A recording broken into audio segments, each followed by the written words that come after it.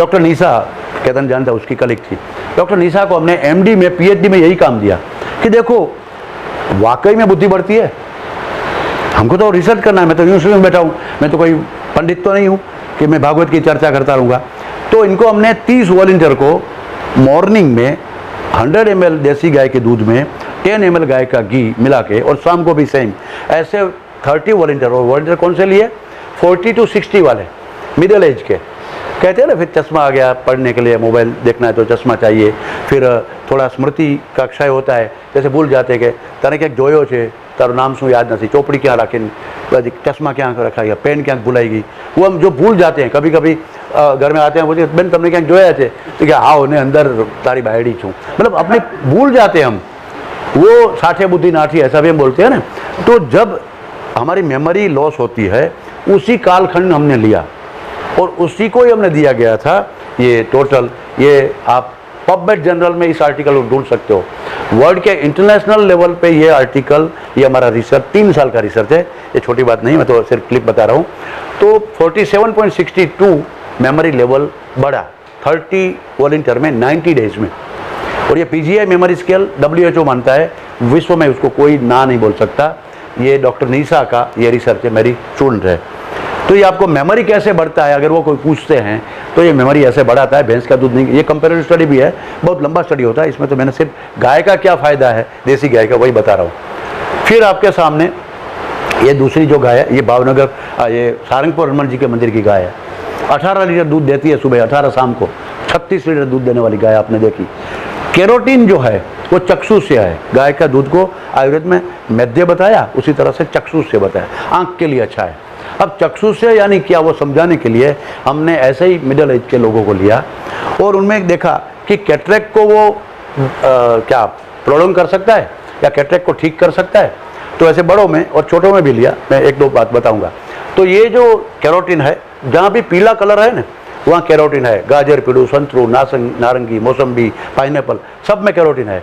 सब दूध में कैरोटीन है, कोई भी दूध में, लेकिन गाय के दूध में, देसी गाय के दूध में सबसे ज़्यादा कैरोटीन है कहीं भी पृथ्वी के ऊपर। कैरोटीन, अब मोरिंगा की बात करेंगे, लेकिन वो सिंगल ट्रायल है, वो सेल लेवल ट्रायल है, वो क्लिनिकल ट्रायल नहीं है उसमें वो मॉलिक्यूलर स्टडी नहीं है। बहुत बोलते हैं, कुछ भी बातों में कुछ भी बोलना, शास्त्र में कुछ है और कुछ स्टडी मिल गया, छोटा छोटा स्टडी। और वेस्टर्न ओरिएंटेड रिसर्च में भारत नहीं मानता, मैं तो नहीं मानता। भारतीय रिसर्च वेस्टर्न पैरामीटर से नहीं, वेस्टर्न एपरेटर से, इंस्ट्रूमेंट से करेंगे। पैरामीटर तो हमारा ही होगा, चक्षुष्य, और वो चक्षुष्य हमने निकाला। आपको उसकी चीफ हमने बनाई थी वहाँ की डॉक्टर कीर्तिबेन को। तो दृष्टि हानि कितने में कम हुई और कितना परसेंटेज हुआ वो आप देखिए। ये जो है विटामिन ए 80.20 रिलीफ इन दृष्टि हानि। तो ये चक्षुष्य है, कैसे है वो हम समझाएंगे, दुनिया की भाषा में समझाएंगे, लेकिन पैरामीटर मेथोडोलॉजी हमारी होगी। इंस्ट्रूमेंट एपरेटस, हमको लेबोरेटरी में प्रॉब्लम नहीं है, बायोकेमिस्ट्री के साथ झगड़ा नहीं है, पैथोलॉजी के साथ झगड़ा नहीं है, लेकिन वो आपका अपरिपूर्ण है। हमारा मेजरमेंट हम तय करेंगे, आपका इंस्ट्रूमेंट आपको समझाने के लिए। हम तो चक्षुष्य में ही मानते हैं। हम तो मालूम है कि आँख ની तकलीफ हो तो गाय ना घी तड़िया में घसवानू और आँख में घी लगाते हैं, घी खाते थे, हमको वो प्रॉब्लम था ही नहीं। आपके दादा को पूछो कितना चश्मा का नंबर था, परदादा को पूछो, गाँव में जाओ, आज भी नहीं है। तो हमको वो सिखाने की जरूरत नहीं, आपको सीखना है तो फिर हमारा रिसर्च आपके लिए है। और कुछ नई पीढ़ी को भी चाहिए, ऐसा नहीं, एविडेंस बेस्ड रिसर्च। और दूसरा एक आपको नई बात बताऊं, जो फार्मास्यूटिकल इंडस्ट्री में और न्यूट्रास्यूटिकल में सबसे ज़्यादा महत्व की है, ये हमारा अचानक हुआ रिसर्च जो हमको गॉड गिफ्ट मिला। ये जो प्लान की है उसमें 3.3152 to 376 विटामिन ए है था, जो हमने उस समय मेजर किया। थिन लेयर क्रोमेटोग्राफी, बड़ा 16 करोड़ का इंस्ट्रूमेंट है, उससे हम निकाल। लेकिन जब हमने ब्लेंड किया 5 द्रव्य को, गाय का दूध, गाय का दही, फिर ये घी, गौमय, स्वरस और गौमूत्र, उसको ब्लेंड किया। अब कोई भी जो न्यूट्रास्यूटिकल न्यूट्रिएंट्स है वो अगर करते हैं ना, तो जो बड़ा है वो मेजर करता है। अगर आपने पपीता और गाजर दोनों मिक्स किया तो पपीता और गाजर में से जिसका ज़्यादा विटामिन है वो इन्फ्लुएंस करेगा, प्लस नहीं होगा। पपीता का और गाजर का प्लस नहीं होता एक, और दुनिया में ऐसी कोई चीज़ नहीं है प्लस नहीं होती। एक ही ये पंचगव्य में कुछ ऐसी विशेषता है, सब में विटामिन ए है और सब प्लस होके हो गया 610। ये गाय की खूबी है। ये गाय को कामधेनु क्यों बोला हमने, बड़ी ये दुनिया, इसको जब हम समझाएंगे ना, मेरे पास तो ना इतना इंस्ट्रूमेंट है, ना ऐसा ऑडियंस है, ना मेरे पास ऐसी व्यवस्था है, ना भारत को ऐसे सुनने वाला लोग है, ना भारत के ऐसे नेता है, ना भारत के ऐसे साइंटिस्ट है जो भारत की बात को कहने के लिए चले।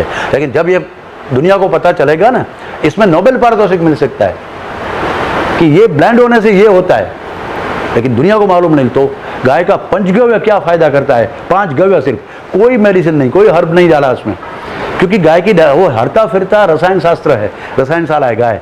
11 किलोमीटर जाती है चरने के लिए, 11 किलोमीटर वापस आती है, तो उसमें 35 हर्ब्स को वो चरती है और वो सब उसको पचाने की उनकी इंटेस्टाइन में वो ताकत है, जो जिसको हम एक बोलते हैं 33 करोड़ देवता हो। तो ये देवता ही है, देवता यानी ऐश्वर्य, देवता यानी क्वालिटी। तो मैंने 4-5 तो आपको देवता बताए, और भी है। तो 33 कोटि का पंडित लोग क्या बोलते हैं? गायना शरीर में 33 कोटि देवताओं नो वास से, हम पंडित बोले व्यासपीठ से, हम बोले हरे हरे हरे हरे 33 करोड़ देवताओं लईने कामधेनु फरे छे, हरे हरे हरे हरे। कोटि का एक मीनिंग होता है करोड़, और कोटि का दूसरा मीनिंग होता है टाइप, प्रकार। 33 प्रकार हो सकता है, 33 करोड़ बरोड़ नहीं है। आपको शब्दाना माने कर था, कठिन शब्द विवेक। पंकज आयती थी, पंकज, पंख कादव में से जो उत्पन्न होता है उसको पंकज कहते हैं। तो कमल को भी पंकज कहेंगे, और फ्रॉग जो डेट को, वो भी कादव में से निकलता है, तो उसको पंकज नहीं कह सकते, उसका रेफरेंस अलग है।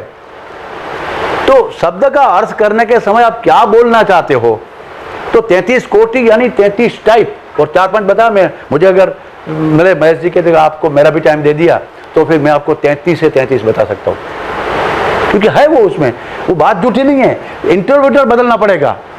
अब पंडितों से या तो पंडित साइंस की भाषा समझ ले, और या तो फिर साइंटिस्ट है वो पंडित बन जाए, जो भी है आप कर सकते हो। तो ये बात है उसमें। ये जो मैंने एपिलेप्सी पे काम करवाया, एप्टोन नाम का ड्रग है, जो वाल्परिन उसका बेसिक तत्व है। तो वाल्परिन है वो आज एपिलेप्सी, मिर्गी, वाई के लिए वो काम करता है। तो मिर्गी के दर्द के लिए, अगर मिर्गी आ गई किसी को, वाई, एपिलेप्सी, फिट, तो उनको डायग्नोस होता है, उसके बाद फिर ट्रीटमेंट देते हैं 5 साल के लिए। ये एप्टोन डोज बदलता रहता है वगैरह, लेकिन लेना पड़ता है। डॉक्टर कहता है, न्यूरो फिजिशियन, कि आपको 5 साल लेना पड़ेगा।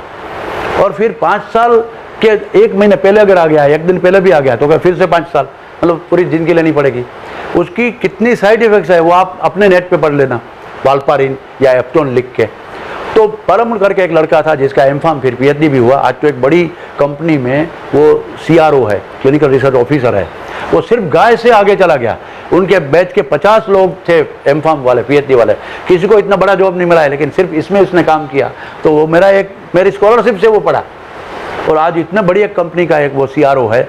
तो उसने इसके ऊपर ट्रायल लिया था राजकोट सौराष्ट्र यूनिवर्सिटी में।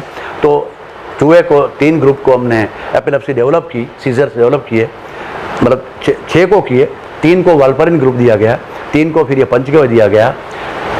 23% ज़्यादा रिजल्ट, जल्दी रिजल्ट, 0 साइड इफेक्ट, और वो एपिलेप्सी में काम हुआ। फिर क्लिनिकल ट्रायल भी लिया, मैंने आपको इसलिए बताया। वही